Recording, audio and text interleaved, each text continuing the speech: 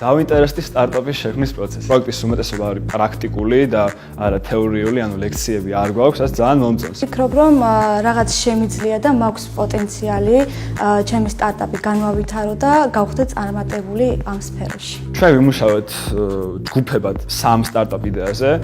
ეხლა ვართ უკვე მესამე იდეაზე, რომელიც ჩვენი ფანტაზიით მოვიქეთ პრობლემა და მაგაზე ვაკეთებთ. ფინიშისკენ მივდივართ და ბოლო სტარტაპზე ვმუშაობთ 3-დან და ამ პროექტმა რაღაც გამოცდილება დამაგროვებინა ჩემს ცხოვრებაში.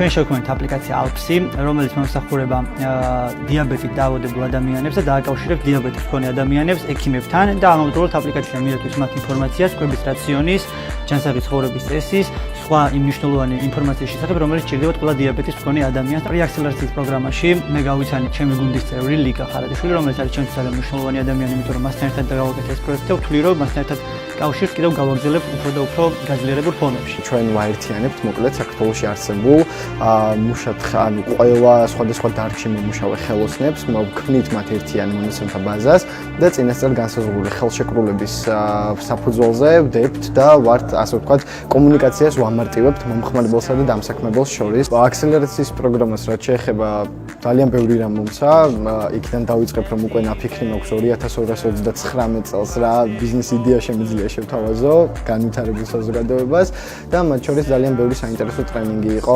წამყვანი და კვალიფიციური კადრების მიერ ჩატარებული. რაც ჩავიცვალე ეს აპლიკაცია, რომელიც ადამიანებს დაეხმარება კონკრეტული ტანის ამოსის შეარჩიონ ადვილად, ამაში არ დაკარგონ დიდი დრო და არ დახარჯონ ენერგია, რომელიც შეიძლება რომ სხვა უფრო მნიშვნელოვან საქმეებს დაუთმონ. ეს პროექტი ძალიან ბევრ ამაში გამადგება მომავალში და იმედი მაქვს რომ ჩვენი აპლიკაცია წარმატებას მიაღწევს.